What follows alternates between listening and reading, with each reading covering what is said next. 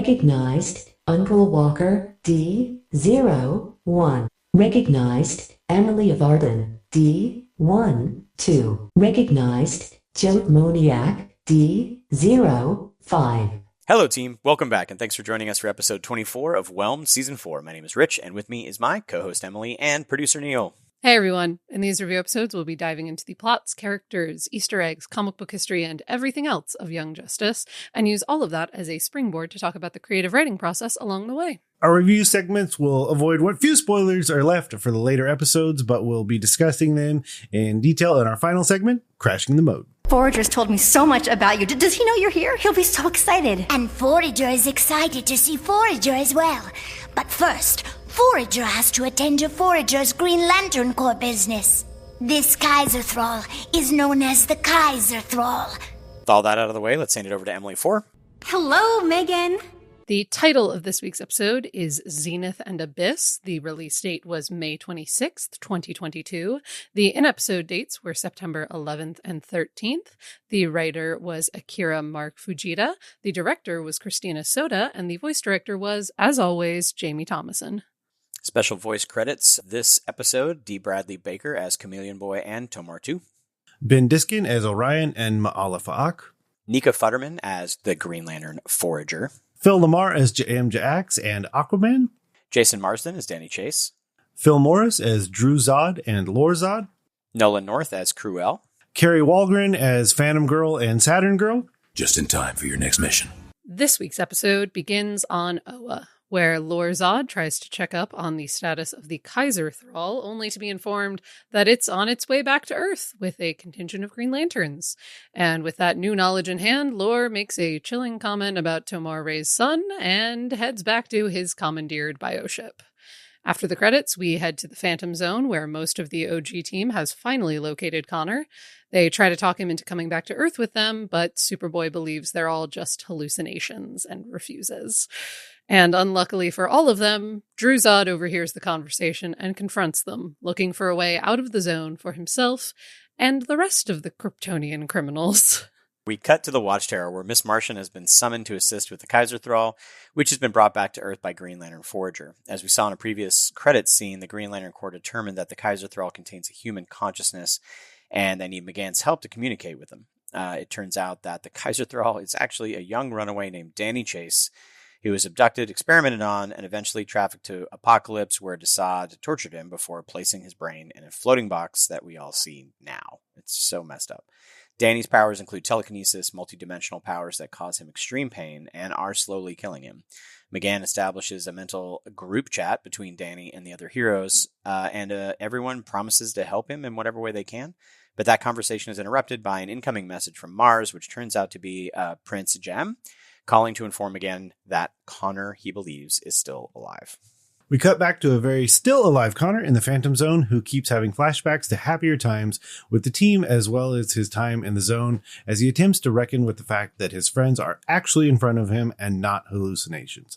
Zod informs the team that he's been waiting for someone to try and retrieve Superboy, but Connor tells him that Nightwing's lying about extending the offer to rescue the rest of the Kryptonians. Calder attempts to reason with Connor, but he refuses to go back on the grounds that he might hurt McGann, the same way that he killed Superman. And back on the Watchtower, Prince Jem, Phantom Girl, and Superman all Zeta in, and Phantom Girl catches everyone up on the part of the season's plot that they were not a part of. In short, Connor's stuck in the Phantom Zone because she phased him there to save his life during the explosion on Mars. She needs McGann's help to bring him back and heal his mind. And Superman, recognizing the Legionnaire ring on her hand, but refusing to explain further, but for fear of breaking the timeline, confirms that he believes that she can be trusted. Meanwhile, somewhere out in subspace in a kidnapped bioship, bring her back, Lore and McComm hatch a plan to use McComm's shape-shifting abilities to pose as Chameleon Boy overcomes to figure out what Phantom Girl and the rest of our heroes are up to. But back in the Watchtower, McGann's determined to find Connor, but without the new Genesis Phantom Zone projector as a travel option, Phantom Girl tries to phase them there instead, but unsuccessfully lands them on a present-day, lightning-ravaged version of her homeworld of Bigsel. Even with McGann psychically linking with her to focus on Connor, Phantom Girl is only able to teleport them back to Earth, not all the way to the Phantom Zone. And in that unreachable Phantom Zone, Nightwing and the team confirm that despite Connor's hallucinations, Superman isn't dead, but Krypton is destroyed. With all of this new information, Zod tries to argue that they've all already served more than their original sentences and should be let free immediately. And when the team doesn't immediately agree to that, a massive fight breaks out. The team's weapons are ineffective against the Kryptonians in the Phantom Zone, but Calder quickly realizes and redirects everyone to use their hand-to-hand combat skills only. But even with those skills, the Kryptonians, including a still siding with Zod Connor, subdue the team. Back on the Watchtower, Danny informs our heroes that he knows where the Phantom Zone is. His powers and Phantom Girl's are incompatible, though, but Black Lightning suggests using a mother box. This leads to Orion being called in, because we need to get every featured supporting character from the whole season together for this finale, and suggests opening the boom tube on Trombus to avoid the other Kryptonians gaining superpowers immediately, if they manage to get out of the zone. Our heroes agree, but before they can head out, Macomb, posing as Chameleon Boy, Saturn Girl, and Kid Flash, calls in on the Legionnaire ring, and a very trusting Phantom Girl informs them of the whole plan. They say they'll meet our heroes on Trombus. Back in the Phantom Zone, a subdued Nightwing pulls out a piece of kryptonite as a possible final move, but of course it doesn't work in the Phantom Zone, and Zod confiscates it instead. Zatanna admits that she can't just magic Connor back to Earth unwillingly, because his soul is anchored to the zone, which I found really interesting. So instead, she turns the team invisible so they can retreat, regroup, and come up with a new plan. The rest of the heroes arrive on Trombus, where the Red Sun immediately starts to weaken Superman. Danny's able to interface with Orion's mother box and open a boom tube to the Phantom Zone, where Zod decides to take a small contingent of Kryptonians with him through the boom tube to determine if it's a trap, promising to come back for the rest of his army once they know it's safe. McGann's finally able to sense Connor's mind and communicate with him, but before she can head into the Phantom Zone to reach him, Lore's team arrives on the planet and Macomb brainblasts Danny, forcing him to use his fractal power to subdue all of our assembled heroes.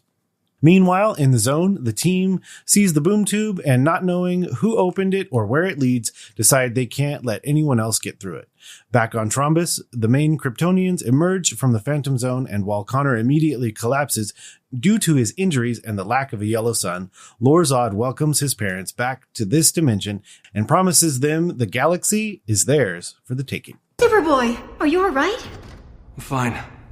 Feeling the Aster. Feeling that Aster. Man, we got, 3 episodes left? This one and 2 more. Is that right? Yep. Yeah, and there's... Wow. Okay, we're picking up speed. Neil, what's the log line for this one? Team Trauma on Trombus. That's the whole thing. Really? Right, it's all you need. Do you want me to start? Let me just knock Trombus out of the way real quick. That way we can just do that. Okay, so one of the things that, like, conservation of characters, conservation of planets. Planets. Yeah, because I mean, once you unlock, Mother Box, Father Box, and all the new God technology, we went to the source wall at one point, so we can just find something that works. Does it have a red sun? Yes. Can we breathe on the planet? Yes. Is there no sentient life forms on it in case we have to fight a lot and blow stuff up? Yes. Got you. Trombus. Let's go. So Trombus' first appearance is Superboy 144 from 1968, and it is a pre-crisis heavy gravity world on Earth 1 blew up, and a family was rocketed to safety, and that family was the Hyper family. They have historically called Trombus their home, and they basically operate from there and do Hyper family things. Hyper family. Mm-hmm. Gotta love it. You said Superboy 1. What'd you say? 150? What was Superboy number 144 from January of 1968. Man, I was like 144. Oh my gosh, that's early in that run. Oh my gosh. 19. Amazing. And they have Calypso, the Hyperdog.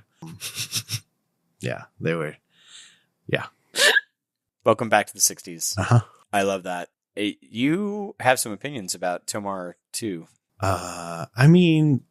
It's not that we had issues knowing how bad Lore was. It's just we really wanted to make sure we knew about them in this first scene. Because previously he killed Tomar 2's dad. And Kilowog's right there too. I mean, but Kilowog never saw him. I had to like, and obviously that's true, or else Kilowog would have done something. But the wild thing that like Kilowog's best friend and Tomartu's father was killed by that guy who's just like calmly asking questions about the Kaiser Thrall. And the line at the end where he's basically saying, I hope you follow in your father's footsteps. And you're just like, this kid is a monster. Absolute It's pretty terrible. Monster. It's like, in case we forgot just how bad this guy was, we need to remind you before we lead up to this series of finale events. I see you had a comment in the notes that I find interesting too about how he came up as a Daxamite and not a Kryptonian. Yeah. So one of the interesting things I think about that is like often, I mean, in the real world, you couldn't take basically a genetic sample from someone and fairly accurately tell where they grew up based on genetic markers and things like that.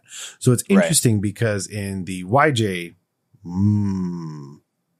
I don't know how to explain. I don't know if I crashed the mode right now. I don't think I crashed the mode. Oh, No. You know what? You might be. We might have to tuck that into crashing the mode. Okay. I wasn't sure because I couldn't remember if this was covered yet. For safety reasons, I'll explain later. Yeah, actually, that's a good idea. Thanks. I didn't think about that actually until you brought it up. But yes, I keep watching. Every time I watch these like last 3 episodes, I watch all of them in rapid succession generally. So I forget which, because they're so connected, and because you don't want to stop on the pre-finale episode. So I just watch all 3 of them in a row, and then I'm like, what happened in which one? What got revealed when? Absolutely. We don't need to say my next note. Why? Why did you say that? Oh, it's just funny. You can't do a Forager drinking game because every time they say Forager, you take a shot, you're dead.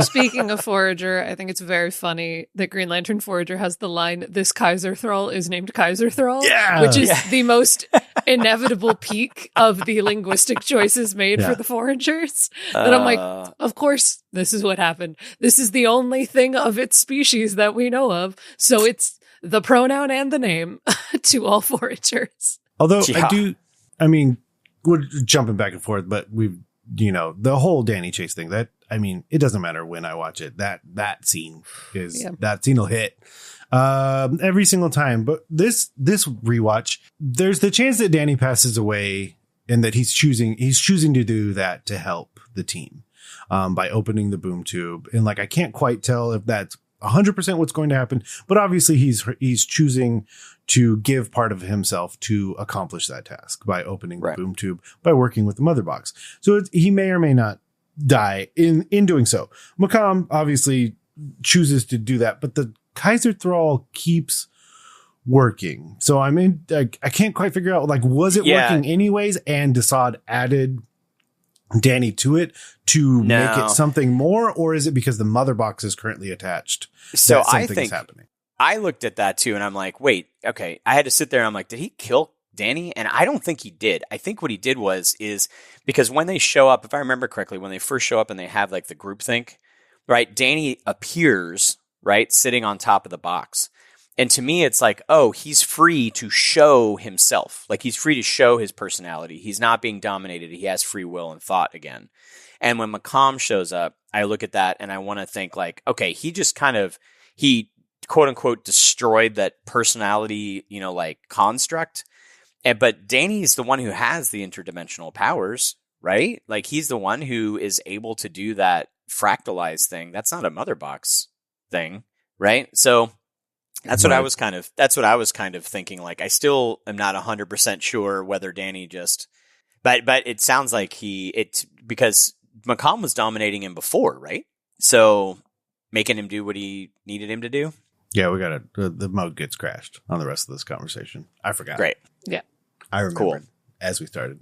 But yeah, it's just interesting to see, like, and it's one of the reasons why I enjoy the New God tech so much is because it's that classic, like for the RPG crowd, it's very Numenera for me in the sense that it is both very old, but very not. It's like, it's this huge technological advance, but it's also older than anything that's ever existed on Earth at this, like, at equal measure. So it's this very it's like, magic science thing. So hands get waved. And so my wife and I were watching Andor, And Andor does a beautiful job of having 1970s future tech. You know what I mean? So it's that same kind of feel where it's like, wait, pretty sure that you're using vacuum tubes and hyperspace at the same time. How is this working? Retro-futurism. Retro-futuristic, right? Oh, the Fantastic Four kind of doing that same kind of thing. That the movie where they've got, even on the trailers, you can see they're doing that kind of retro-future tech, which I think is really, really cool as well. I agree with you on that. But man, yeah, the Danny Chase thing, we were talking off mic for various reasons about because I'm rewatching, I mentioned in the Intel update, I'm rewatching 1 and 2 with my kids who are now 10 and 12, and then we're going to go into seasons 3 and 4. But there's some stuff we've talked about in 3 and 4 that's like, woof, that might be a little bit rough. We'll have to see what's going on with it. The Danny Chase thing where, Desaad tortures him, takes his brain out, and puts it in a box. I'm like, oof, I'm going to have to chat with my kids a little bit about okay, there's some stuff that might I try not to there are things I definitely will not show my kids. There are borderline things where I'm like, do I not? Do I let you understand how to filter things yourself by getting in touch with your own feelings and let me know, where are we at in this? Is this becoming uncomfortable for you? Let's talk about this in real time and then do that. We were talking about there's some episodes of Strange New Worlds that are really pretty scary, but the rest of the series is pretty amazing and how we do that. This is one of those moments. This child back in the magical episodes as well, or even just Cyborg getting blown up. You know what I mean? Those things, I'm just going to be okay, this is a thing that's going to be coming up. I'm going to warn you, let me know kind of what's going on and where we're at. And this Danny Chase thing is so squidgy to me. It's so hard as an adult. And I wonder if the kids would just be no, it's okay. It's just a TV show. Where in my brain, I'm there's some pretty terrible things that happen out there. And so I might be relating to it in a different way. I mean, Emily, you work in a library and you were talking about the interesting things that kids are really interested in reading that as adults, sometimes we lose track of what that is. What was that series called that you were talking about? The book series? Sorry, we do off mic talk and then I forget. The book series, I Survived. Yeah, there's a really popular children's book series called I Survive that kind of taps into what I jokingly refer to as the child reading desire for peril, of just wanting things where things feel a little scary and a little dangerous, but in that kind of controlled environment of a child-friendly chapter book. And that it'll work out okay at the end. It's there's a positive. Go on, read the title. I mean, the title is I Survived. So you assume, right? From my understanding. Hopefully it's not ironic. I haven't read any of these, but from my understanding, all the kids survive because that's the point of the series. Right. Other people around them might not, but the protagonist does. Okay. But that's where that thing of thinking about whether watching certain things with my kids and stuff is always on my mind about what I want them to know about and what I want them to understand, or cultural touchstones of things like jokes that are out in the universe about movies they haven't seen yet. And, understanding what those are without necessarily exposing them to things that they do not need to be seeing. So, yeah. Yeah. My cultural touch point for my childhood experience of the rough equivalent is not great. It's scary stories to tell in the dark. And you're just those are a whole different bag of cats. I remember those in 1st and 2nd grade. And I'm just this is wild. I don't know if you know this. They, a few years ago, did a new edition of those with a completely different art style because someone along the lines decided that the art style is the scariest thing about those books. And they did a republishing with different illustrations that are less viscerally terrifying. Come on. A lot of places that, most libraries still have the old edition. And it's the one that most people remember because that's kind of the point of those. They're terrifying. So go ahead. What were we going to say, Neil? Well, the other thing I think is having post conversations, like we're doing now, about having post conversations of what landed and how you landed. And this is going to be a comical example, but I know someone that was on a podcast and they remembered being a child and seeing those kind of graphic scenes in movies. And they had this very interesting, very weird kind of rationalization that in their head, the person was dying, but they also knew that it was a film. Yeah. And so an actor that was choosing that. And so like it is important to have conversations post, viewing those things to see like how did it really land, and like not just in the moment, but after the fact, like when it's kind of settled a little bit. But the idea that for that kid at the time, obviously as adult, they don't view it that way, but they felt that the person was choosing that as their final moment to be on scene. And it was like, wait, that's an interesting view. Yeah. So these post conversations, there was a lot of stuff that there were not a lot, but there's a handful of things that I ended up seeing. Cause this is back when I was a kid. That was back in the age of like, oh, HBO, you can have movies in your house. That's cool. We'll get that. But then my parents were at work or other things, and they would show the wildest stuff at not appropriate times. And I was like home from school as a little bit of a latchkey kid, and I would see stuff and didn't have anybody to talk to about it afterwards. So like that's something where I've processed that over 30, 40 years. But the thing you were saying, Neil, reminded me of, I don't know if either of you know about this, but I find it fascinating that back in the day, Margaret Hamilton, who played the Wicked Witch in The Wonderful Wizard of Oz, knew kids were extremely scared of her. And one of the sweetest, most interesting things she did was there is an episode of Mr. Rogers' Neighborhood where she is on as herself talking about playing the Wicked Witch and about it being like playing pretend and being make-believe, and talking about like playing that character. And she has a really sweet and interesting thing where she's like, I don't even know if the Wicked Witch was that bad. From her perspective, things just were never going her way, and she thought the world needed to be fixed, and this was what she did to do it, and like all this stuff. And it's one of those things of just being like, she knew that it was kind of her she felt it was her responsibility as an actor to be like, kids need to know they don't need to be afraid of this because I'm just a lady playing pretend. A part. Yeah, she's basically talking Wicked before Wicked came out. Which is part of why that clip recirculates every now and then, when it's just like, right. Margaret Hamilton was thinking about it, guys. But it's really sweet. Yeah, and so having an animated series with, or even we were just talking about some of the live action movies and stuff like that, having scenes and watching and having a conversation after, and actually just having conversations with your kids about like, and being aware of what they're watching and doing things with intention is different than maybe what some of us who were drinking out of hoses outside and out until the lights came off didn't really have to have necessarily. Is good to go. But this one's a thing, man. That poor kid. Oh my goodness. Anyway, we'll talk a little bit more about that and some crashing the mode. Neil, what was the next thing that you had? You had something else going on. Oh, so when Phantom Girl ends up on like the version of her planet that is not great. No, not great. Lightning, which is also my favorite joke lately. I don't know why people who play the lottery aren't more afraid of lightning. It's more like I see but the idea, but it feels like something that is so small, but it does such a good job of what I feel like is one of the more important things about it, illustrating the true power of the Legion, especially when they go back in time. It's knowledge, because like that, it's such an important element about everything that they do is they have to know and remember all of this history, because one of the biggest things is focusing on the things they need to do and avoiding the things they need not to mess with, and like trying to know, and have the wisdom to know when to step in.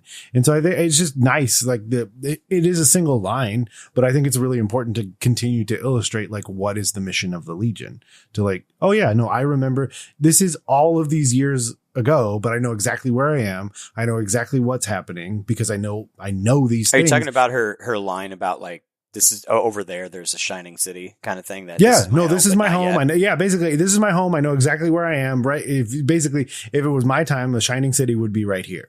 Like, but instant, like, and you're exhausted. You're just like crumpled basically from the strain of doing this in the first place, and still immediately recognizing where you are, when you are, and what's going on. And again, to me, that's always been one of the things like that's more important about the Legion than the Phantom Girl powers or Saturn Girl powers or things like that, because their mission often involves knowing what to do than necessarily having the powers to do it.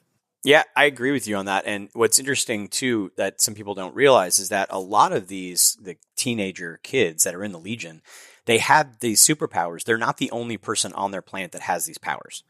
So like, they don't talk about it much in Young Justice, but like Phantom Girl is if I remember correctly, she's the daughter of like a senator, and they all, everyone on her planet has the ability to phase. But what they're doing is they're shifting into another dimension because of how threatening their world can be periodically. It's, oh God, what's that? Brigadoon? It's like that thing where like every 100 years, this town comes back into physical reality. Am I thinking of the right play, Emily? Do you remember what I'm talking about? There's like a play, I think it started first. Yeah, it's like this myth where this village shows up for like a weekend or a week, but then it disappears for 100 years and comes back, but the people don't realize it. So there's something about a Scottish village that appears every 100 years, Brigadoon. Yeah, so Big Soul is kind of like that, where like they have to shift into this other dimension to, depending on the telling, it's like because it's very dangerous, or they have the ability to phase out because that's just a thing they ended up having to do because they don't survive otherwise. Or like one of the founding members, Cosmic Boy, he has Magneto like magnetic powers. Well, he's not the only person on the planet that has it. It just so happens that he is an athlete in something called Magball, and he's really good at that. But there's probably people on the planet who are even better than he is. So it's almost as if their superpowers, you only see them in this context of being a part of the Legion.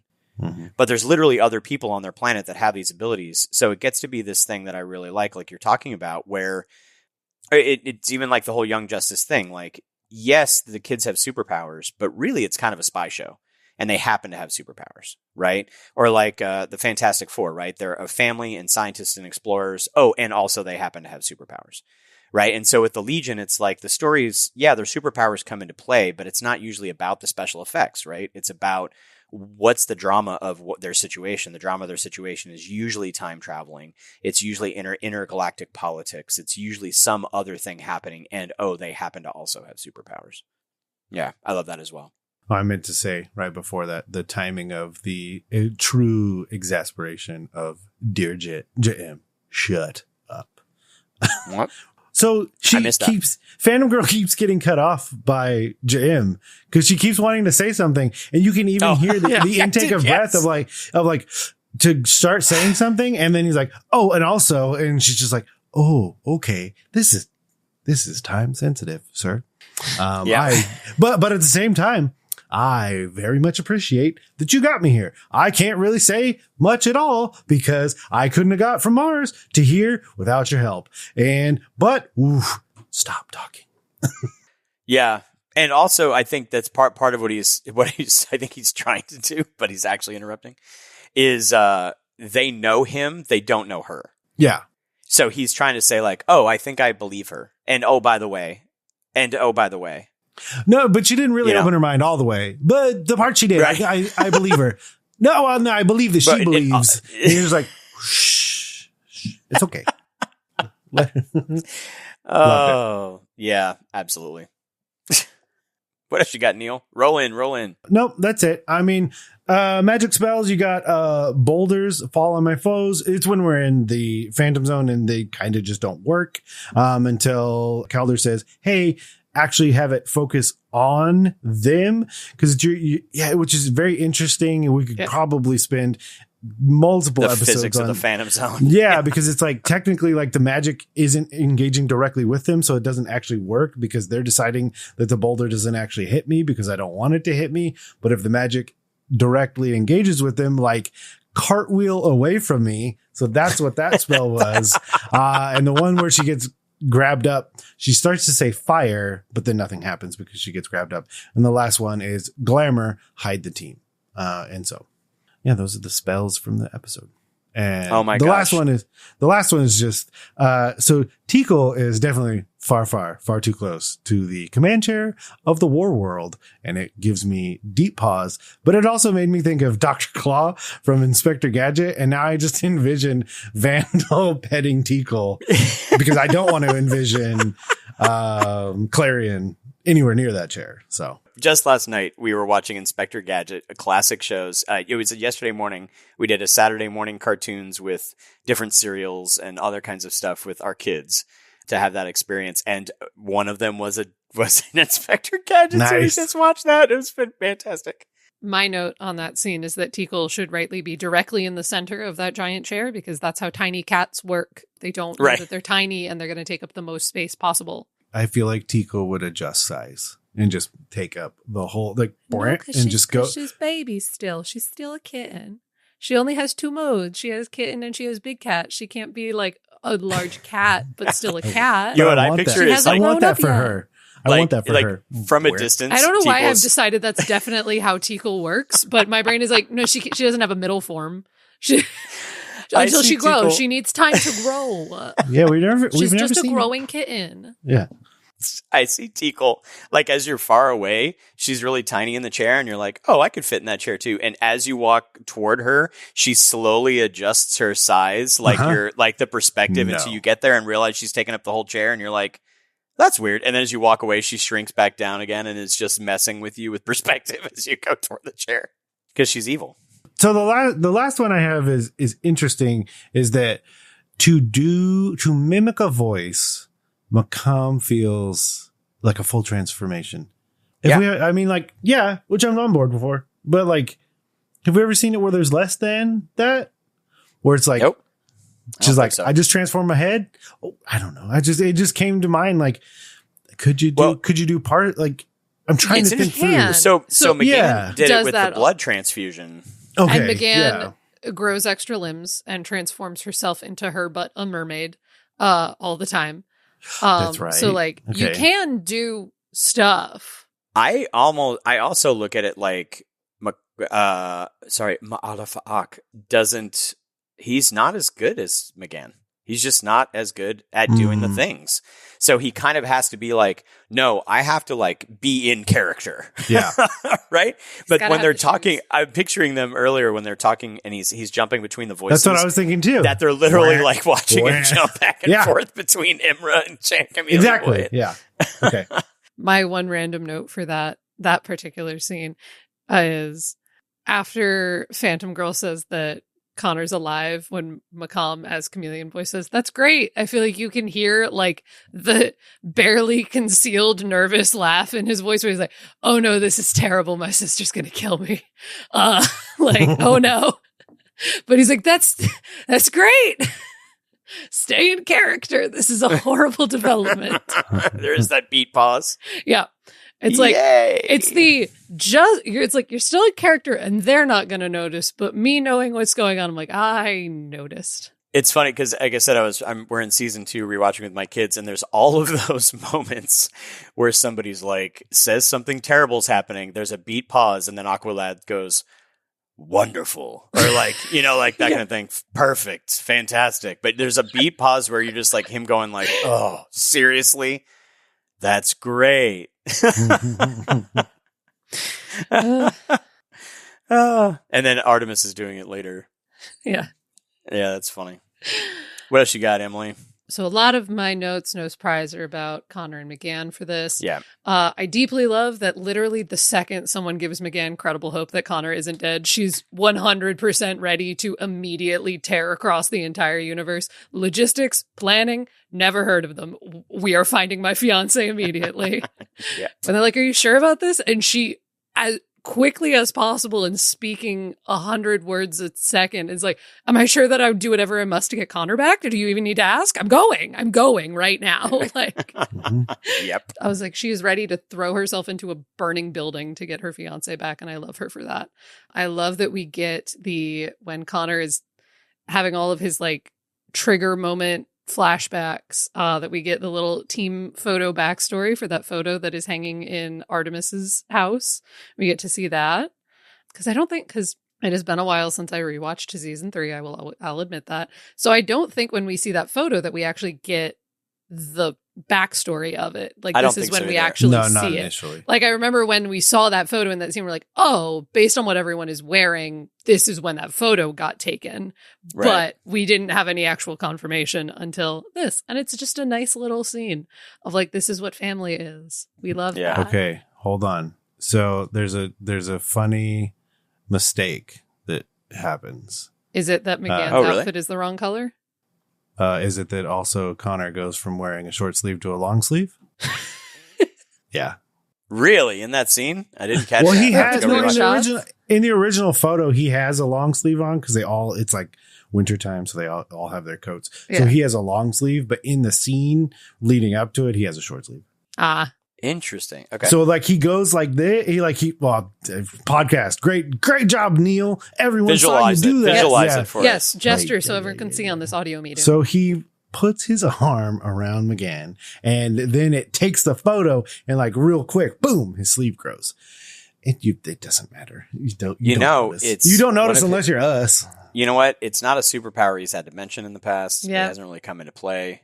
You know what though? It's because he touched McGann, and she was like, "I got this. I can make my clothes. I can make your clothes. Boom, solved it. Headcanon. Yeah. Hey, Moving you look on. cold. It's like me when I'm like, I'm cold. Put on a jacket, kids. Got Love it. this. Yeah. Solved it. Love a Done. love a tiny animation error. Anytime stuff like this happens, I just remember that thing where there's an infamous shot in Legend of Korra where Toph Beifong has 6 fingers on one hand. Oh God, I don't know that one. Because she's pointing and she is like her hand is Oh. curled into a fist with one finger extended. And if you So they did a pause full it, fist they and accidentally then added a finger. 4 fingers and 1 pointing. And it became a meme online. Nice. That's funny. Stuff just happens. Sometimes people don't catch things, but yeah. But speaking of all of those flashbacks, I do love the way that those are kind of framed in this episode, because as things kept going on, and Connor is kind of regaining a little bit at a time, and the way that they have like distinct things that people are saying or doing that are triggering these memories of like Calder is like, oh, McGann can heal you, and Connor immediately remembers McGann healing him. Yeah. Calder shouting stop and reaching his arm out, and they just match cut to the scene in Independence Day beautiful. with we are trying to help you. And it's like, it's getting there, and I like that. And I also, once again, love that McGann is the thing that almost breaks Connor out of it, even though he's still confused and mentally shattered. Because we saw that in the previous episodes, that like when Phantom Girl mentions McGann, it's the only thing that gets Connor to kind of react to what Yeah. she's saying. Like nothing is getting through, and she says Miss Martian, and his face shifts for half a second. And Yeah. similarly here, him saying that like he doesn't want to hurt her is the most emotional and coherent that we see him the whole episode. Like he's having a normal conversation with Calder for 30 seconds, and then Lorzod pulls him back into being like, no, you answer to me and you do what I say, and all of the emotion drops out of his voice again. And I love that. It is such a good Nolan North acting choice, and I love seeing it. It's so good. I liked on that similar parallel note, if you don't mind, Yeah. there's I think this, like up to this point we've been watching, and Connor's like, okay, he seems pretty traumatized, he's in the Phantom Zone, he's confused, he almost died, like what is kind of going on with him? But then they mention, actually, correct me if I'm wrong, I think it's this episode, I watched 2 of them in a row. I did the thing that Emily did where I watched them in a row. Isn't it where McGann is saying like he's like, it's like Bialia. It's like he's lost his memory back to where he thinks that he's just a weapon or a hero. Yeah. Right. And so then he's like, I need orders. I need to be following someone. I need to be doing a thing. I have this very clear memory of killing Superman, which I'm sure the genome's put into his head at some point, right?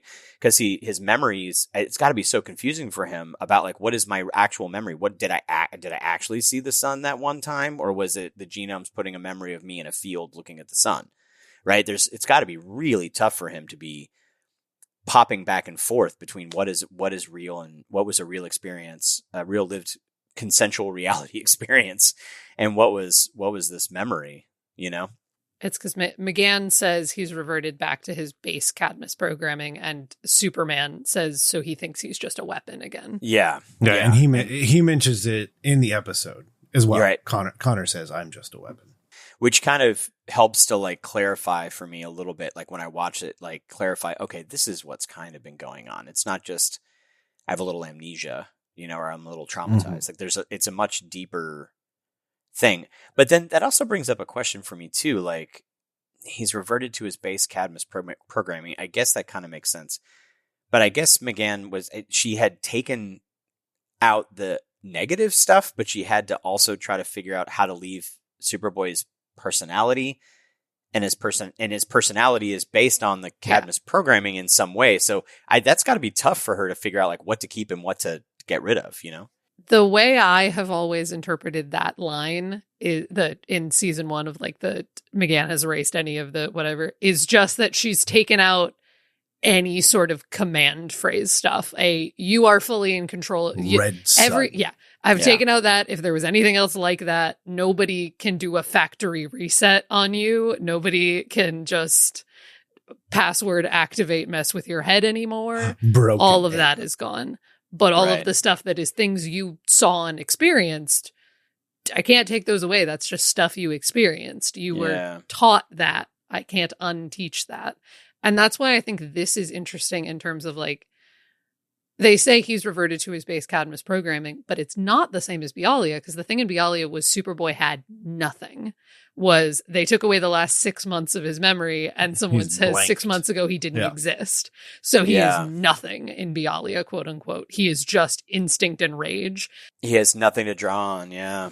And so here, over the course of the season, we've seen the weird, interesting degradation of him losing things slowly, and how now all he has is the instincts Cadmus gave him, but he clearly still has the emotional memory of things he cared about. He's just not connecting to them. So when someone brings up a thing, he's like, my heart knows that that is something important, and I have no idea why, and I don't know what I do with that. Someone says family, like I think it's a couple episodes back, someone's like, well, you stand by your family, and he gets flashes of Superman, McGann, the team, everyone. And it's like, that's family. And I don't know what I do with that information, but my brain knows family is a thing that I had and I cared about. And you're telling me your family now, and this is what we do? Okay, I guess. I don't know. And that rolls into something. This is so Zod is awful. Yes. I have a So note here. Zod is awful. Yeah. So it's like all of these memories are coming up, and it's almost like, okay, so these memories are coming up. Superboy needs McGann as an anchor, and the team as an anchor, and then Zod steps in and says, I hate it. Awful I hate it. line. Yeah. But I hate it am in an your- I I am hate your- him, not in I hate the it's writing. like- The it's writing like, is it's good. like it's like thank it's you so so good. much. That writing is excellent. I hate everything that just happened. Yeah. Because they don't have him exactly say it, Uh-huh. but they have him say it. Because the exact line is, I will assume your risk. I am your stability. I am your constant. Follow me. That's an order. And I'm just sitting here with my... And he needs it. You know he needs that. Yeah. Oh, And I'm sitting so rough. here with my flashbacks of season 3 of the perfect moment of McGann having to go into having to go into Beast Boy's brain and telling Connor, you're my anchor. Like literally that exact parallel.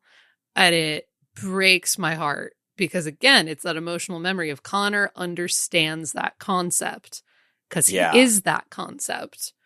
Because especially that scene, the fact that the scene in season 3 has Connor respond with always means that that's not something she's throwing out there. That means that's a thing that's happened before.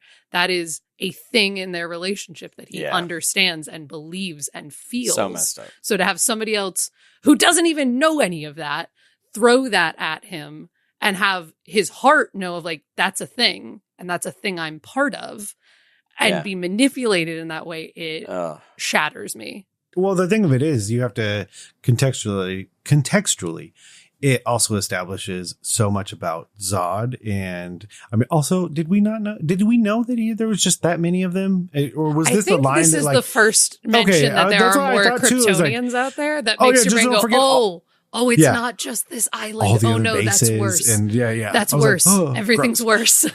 But that also means that the reason he is so good at it and the reason he's in charge is because he's been doing this for everyone else for 40 years. He has been ensuring that his entire base of operations and everyone beneath him doesn't basically get zone sickness because he has had to be the anchor for the entirety of them. And like that, I'm not condoning anything he's doing. No. But I am just ensuring that this man has had practice. Yeah, and and- it just illustrates like how good he not knowing Connor from anyone, but has done it for so many different individuals and worked them through all of whatever weird trauma that they individually have, and being able to just be right there for Connor and be like, nope, I can do it. And you're like, ooh, gross. Yes. And there's moments where you're looking at him going like, God, he's awful. He's awful and he's written so beautifully awful. Like he is the hero of his own story. Yeah. And there are things absolutely. that he says, there are things that he says where you're just like, your sentence was 5 years. You've been there 40. That's not him. That's somebody else. Well, he does say that his sentence. He does say that his sentence is up. The exact line of I was sentenced to 5 years, I've served 40 is his lieutenant. Right, but that comes up in the past. I thought there was multiple mentions. Like he was probably supposed to be there for longer. Yeah. Right? He might have even been there for life. We don't know. I guess that's true. I thought that he had also said something similar. Maybe he did. I just know that I've rewatched these okay. couple of episodes back to back, and I'm like, that line is. Yeah, it's definitely that. woman. There was the woman that says I'm supposed to have been here 5 years, right? Yeah. And so, but there is just kind of this hint, like he could just be flat out lying. But so far, we haven't seen him. Like we've seen him be manipulative, but he's kind of like he's got a little bit of a Lex thing going on, where I'm like, there's so much truth, or at least confabulation that he believes it's true. Yeah. That he's able to present this information, even if it's not true. But one way or the other, I'm like, you know what? Yeah, if she's been there 5 years, she's been there 4 years, she was only supposed to be there 5 years. That's a valid point, like, but at this point you have to maybe revisit, and because now she's going to escape and go do wild and terrible things. I don't know. Like it's hard when you're looking at the villain saying truth, right? The antagonist saying something that's truth, where you're just kind of like, that's actually not a bad point, but please don't let him out. Right. And so you're like, wait, so who's the bad guy here? Is it me? Is it them? Like, who's making the moral choices? And of course, Aqualad's like, hey, we'll set up a tribunal. Yeah, we'll set up a discussion. We can take all your cases individually.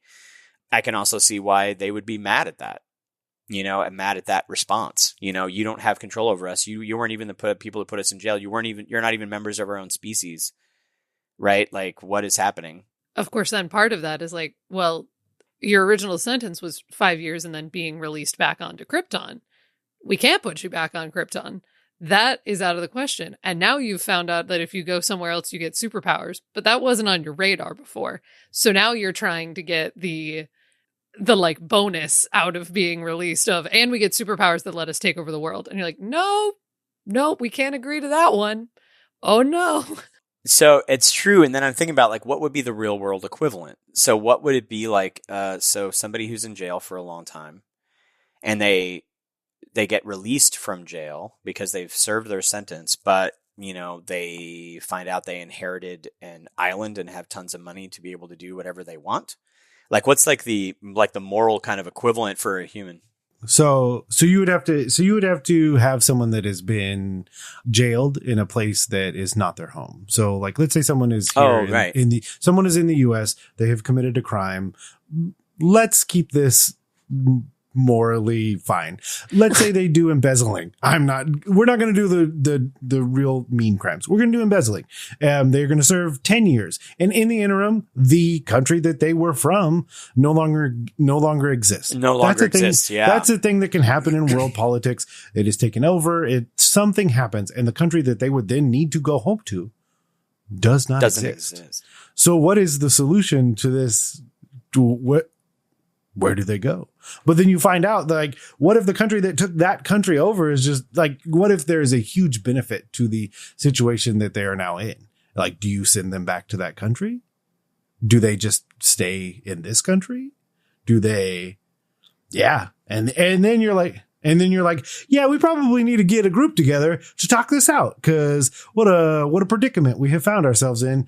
But do you leave the person in jail still while you're trying to make that decision is the question. Like, so I was just for some reason just read this thing that came across about one of the early spacewalk people went into space when the USSR existed. And in the 3 months he was up there, it didn't exist anymore. And the country that existed now was its own country, but had no money to bring him back.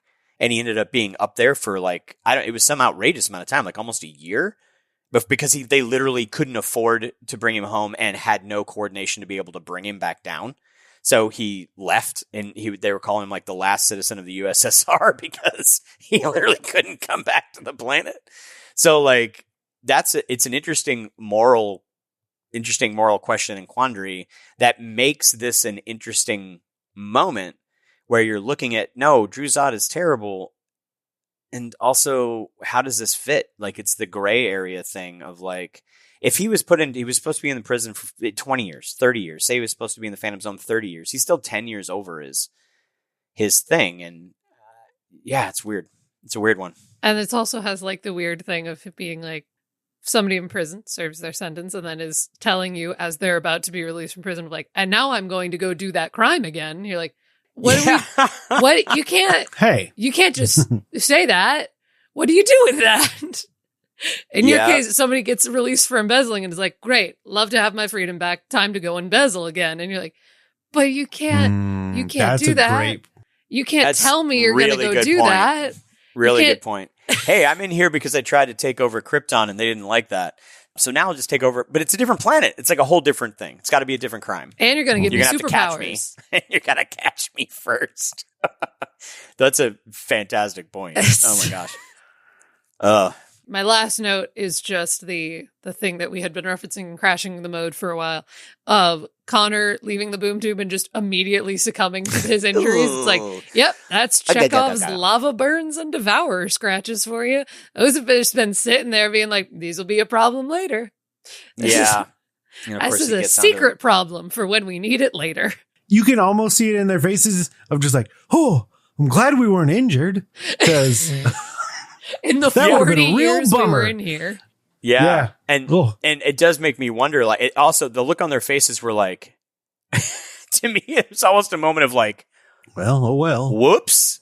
Yeah. Oops. Our bad. We've been there 40 years. We kind of forgot. Oops. You're right. Like, that's, God, and it's just so awful. The wound's awful. Did you say that was your last thing, Emily? Yeah, I think that's all I have. All right. I've been bouncing off all your guys' stuff. The only thing that I'm thinking about is like this thing that Zatanna says, I can't teleport Connor because he's not a willing subject, right? Made me go back and go, oh, and go back to think about all of the magical fight scenes with all of these people who can teleport from place to place. And none of them teleport the other person like into a lava flow, right? They don't like Dr. Fate doesn't teleport like Tikal away, like doesn't teleport. You know what I mean? Like Wotan teleports during the fight with I think it was Zatanna when Zatanna had the Fate helmet on. I think he teleports himself and goes and does stuff, but I can't think of a single time where one of them has teleported somebody else that was not a willing target. Because Clarion teleports the one season 1 where Artemis shows up and they're all working on the Starro tech and she's all freeze and he said, I guess we got to freeze. And he like snaps his fingers and then all the villains turn into ice and he teleports away. Those are our willing subjects. So I'm now thinking like, has this been a whole thing the whole time? I can't think of another time that somebody's teleported unwillingly. The only thing I can kind of think of is in the Kent Nelson episode in season 1 when we're first introduced to Dr. Fate. Oh, Abracadabra. No, I was going to say in the Tower of Fate, the team repeatedly kind of accidentally teleports, but if I'm remembering correctly, it's always them choosing to walk through a door, not realizing that it is a portal. So it's technically you are a willing subject because you've chosen to go through this door and be teleported. There you just is didn't the one know you time were going to be teleported. That may be the only one though, because there's the time Artemis and Wally grab the walking stick and the walking stick teleports them. But again, I'm wondering, is that a teleport? It's all within the Tower of Fate. It's almost still like it's within the same pocket dimension, which almost feels like it might have a different set of rules. Yeah. But the other thing that I can think of is Abracadabra grabbing Kent. But he uses grabs Kent, technology. but he uses exactly. It's not magic. It's technology that simulates magic. So does magic have that limit? The only other argument is going to be Clarion the Witch Boy, but he is the bus. So by the transitive property, all those children certainly don't want to go those places, but they don't get an option. They're inside. You're right, that the feels thing that's trans.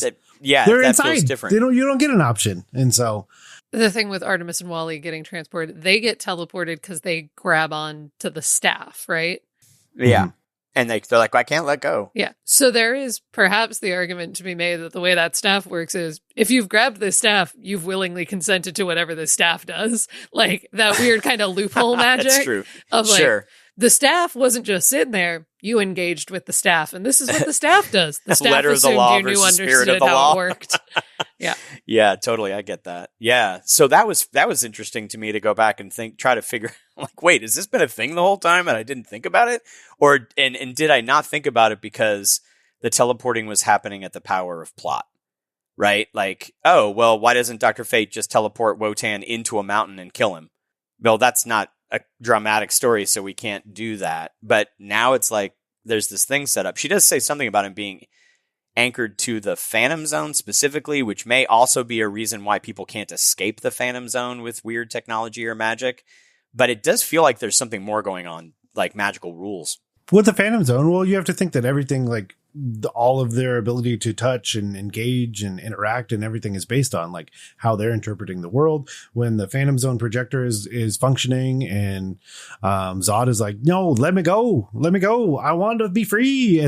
But Connor's like, no, we don't know what's happening. Because at that point he's saying like, no, I don't understand what's happening. I'm going to hold on to you. But it's all through thought. It's not necessarily through, it's physical. Like the Matrix. Mm-hmm. You got the Matrix kind of residual self-image thing going on somehow. Yeah, because the only reason he got hurt by damage from the Devourer is because he thought he'd get hurt. And then once he stopped thinking about it, it was okay. So perhaps, so my kind of joke argument where I was like, wow, and nobody else got hurt in 40 years kind of probably comes with the caveat of they all knew what the Phantom Zone was before being sent into it. They knew how it worked. So they weren't going to go in there and assume anything could hurt them. They were going to be like, this is just going to be awful for 5 years because we're just alone. It's like, oh, that can't hurt me because I say so. But Connor, without that context, is like, well, that's going to kill me. Yeah. It also may have been like anybody who did get hit by the Devourer may have just been eaten. Like all the way. There was no middle ground. That's a possibility as well. All right. Well, I think you guys hit all my other stuff. Is there anything else you guys wanted to do before we roll into the midroll? No, I think that's everything. Great. Midroll. All right. Let's do it. Welcome to the Fake Your Own Death Club. Its membership is very exclusive, and I'm the president. Hello, team. Producer Neil. It's been a minute. It may be because I tried to help someone fix their computer and it blew up one of my hard drives. Good news. Nothing was lost. It just took an inordinate amount of time to obtain it once again. And I may or may not have completely disassembled and reassembled my computer. But such is life. And the joy of being in tech for a long time is that slowed me down but didn't stop me. So here we are. Additionally, I can confirm that we have officially recorded the finale. So we have all of those episodes in the can. I just need to edit them. It is going to be a very long episode. And I hope you all appreciate it as much as we did, as much as we have for all the time that we've been spending together. We do have plans for some more things to come. But again, until those are as solid as concrete, I do not like talking about things. So those will be in the future. We'll probably get an Intel update. No matter what, we'll definitely knock out the comics and some other things. We'll leave it there for now. Also, we're going to jump out of this directly into kind of a little bit of a very short but nebulous Canary debrief because all three of us pitch an idea. So yeah, I'll give you that little tidbit rather than let it go to the cutting room floor or record one myself. I think it'd be more interesting for you, the listener, to hear kind of all of our thoughts of what a Canary debrief could be for this episode. And of course, if you think you have the best Canary debrief, or if you want to toss out your vote, As always, you can email us at whelmpodcast@gmail.com. But with that, let's head to the Canary debrief. Stick around. Class is in session. Canary debrief stuff. Again, stuff I don't know if I mean, this teleport thing kind of leads into like, establishing laws of your magic system, quote unquote, or your world and sticking with it, even if you don't mention it until it becomes important to mention it. But I think I've already talked about that. I don't know if there's anything to build on here, but it reminds me of the thing that Brennan Lee Mulligan once said that was adults can only ask why once, maybe twice, before they just accept how your fictional world works. So it's like if you say, well, I can't teleport him, and you go, why? Because his soul's anchored to the Phantom Zone. Wonderful. Enough said. I will simply accept this and move along. His reference that the joke he makes is how does your time machine work? Flux capacitor. As it? Yeah, just got to get to this thing. Oh, okay. Sure. Yeah. That's enough. Like, Heisenberg compensator for Star Trek is always the big one for me. Crystals. Crystals work. That's how lightsabers work. Crystals. Great. Got it. The other one I thought about is the ability to, like, RPG wise, trusting implicitly, because that's totally what happens. They make an adventuring party instantaneously. Like, oh, you're from the future? He says you're okay? We're going on an adventure across time and space. Just say yes. Yeah.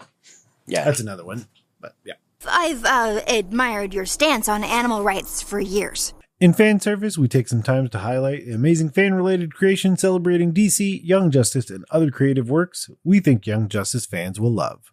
This time, I'm going back to a well that I've dipped into once before because every now and again, DC Kids, which has a wild number of followers, will put out something from Young Justice. And this time, there was a recut version of Secrets, Season 1, Episode 18. And they call it cut downs. It's a thing that they do for a lot of shows, but they take Secrets and they make it into an 8-minute episode. It's just a really interesting thing to look at and like basically take a single storyline and titrate it down into just 8 minutes of your typical 22-minute show.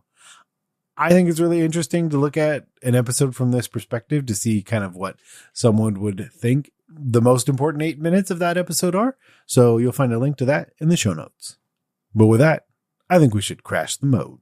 Tell us something we don't know yet. Sorry, BB. We can't risk altering the time stream. We do that, we're all feeling the mode. Our earlier segments assume listeners have only seen up to this episode. In Season 4, there's only a couple left. In Crashing the Mode, we'll be discussing whatever spoilers are left and foreshadowing for the future 2 episodes. And the comics. And the comics and thought processes about what may or may not have happened in further seasons, as well as plot elements from the original DC storylines that could affect what we see later on or what we're seeing currently. We may also drop theories and speculations about what's to come based on our wild flights of fancy and tin hats. So Connor's more dead than he used to be. Hey, he's more dead than he was before. The irony. Yeah. Also, like, Danny, man. Danny was my question when I watched it the first time. I brought it up this time because that's what was coming up again with me, and I'm like, nah, he's super not dead, but like it was funny because I couldn't tell if you guys were forgetting or just not crashing the mode. I was like, we know Danny's not dead. But in that moment, exactly. So I'm watching it, and it's like he screams and is like his whole residual self-image gets wrecked. And of course I'm like, well, it's not a real beam. It's in the mind and it's doing all that kind of stuff. So it's probably this personality thing. But at the time I watched it the first time, I was like, oh no, this kid is killing me. This whole kid's everything is killing me. Best case scenario, he's back to being subdued and having no personality or free will. That's the best situation. Or maybe not. Maybe that's the worst situation. Maybe him dying might have been the best. This is actually messing with my head a lot. So, Danny. Poor Danny. We sort him out relatively quickly. He's back up and running for the finale. Yep. And he gets to go to the wedding because he's a very nice fox. Crashing the mode. I'm watching. Oh my gosh. My kids are really enjoying the dynamic with Icicle Jr. in the first couple seasons. And I just keep thinking like, I just tell them, I'm like, oh, the dynamic between McGann and Connor and Icicle Jr. gets pretty funny. And then I just keep picturing the scene where Icicle Jr.'s at the wedding. Not related to this episode, but still good. That's crashing the mode for genuinely like the perfect. It's just the sprinkles on top of that scene of like seeing that crowd fan and being like, oh, this like back of your mind keeps being like, Icicle Junior should be here. Icicle Junior should be here. And then they're like 2 lines. Icicle Junior's here. I'm like, leans correct. forward. Correct. Yeah. I'm just waiting. I'm like waiting for 2 more seasons for my daughter to see that because I think she will crack up. It is perfect. It's a good through line because I was recently reminded that it comes up in season 3, like during the one fight scene Superboy and Icicle Junior have in season 3. One of the few things he says is like, by the way, we're getting married. And Icicle's like, that's great. I knew you guys would work out. I'm so happy for you. As they're like throwing motorcycles at each other. Yeah. And I'm like, that's perfect. This is what I love. The other thing that we were talking about earlier was the very first scene. So Lorzad gets scanned as a Daxamite. And I know I've talked about it before, what Daxamites are and that history. I don't know if I need to go into it again, but. Well, so the history in YJ is that, and I don't know, so I'm losing track, and that's fine. But basically what ends up, we're in Crashing the Mode, so I don't have to keep track. That's the best thing about this particular section. What ends up happening is that basically they find out that they have been in there for 1,000 years in the 31st century, and they're like, that's not great. We should let them out. They get let out, and basically they figure out she has been, Lorzad's mother has been pregnant for 1,000 years. Basically because of that. And then she gets out shortly thereafter. She has Lorzad. And he is, while in spite of being born to Kryptonian parents, he is born on Daxam. And due to that, I believe that because of that, he then has all the genetic markers from growing up on Daxam. And because he has no other markers that would say who he is when he gets scanned, then he's like, oh, he's a Daxamite because he spent all of his life on Daxam. Which is interesting. So there's a couple that could be part of it. Another part of it is I think that the Green Lantern rings are like Krypton doesn't exist. Yeah, I was going to say. They're all dead except for Superman and half of Superboy. They're all dead and Supergirl? Maybe? I don't know. They don't know about Supergirl. They don't know about Supergirl yet. Right. So like they're all dead. So the only person he could be is a Daxamite. But what's interesting to me is that I don't know, and I'm going to have to watch, I still have one more episode to watch in the finale. It's that scene. So she shows up, she becomes the Emerald Empress, right? She's pregnant with Lorzad, and she goes to Daxam. Yes. Mm-hmm. So they haven't explained, like, is that planet empty? Right? Do we know that? Is it a colony of Krypton? Because originally, like the Daxamites and Kryptonians were exactly the same, except Daxamites, when their issue was lead, not kryptonite. And Mon-El, who was this dude that the original Superboy, who was just Superman younger, found this kid who had powers, and he thought, oh, he must be from Krypton, but his powers are a little bit different, and he's got this weird other thing. And turns out he's a Daxamite from the planet Daxam. But then it's like, wait, so Daxam was like a colony of Krypton? Did they split like the Vulcans and Romulans back in the day and they end up on 2 different planets? I can't remember. If you guys remember, Emily, did you watch the last episode again real quick while we were getting ready for these? I did. What's the question? The question is Daxam a populated planet?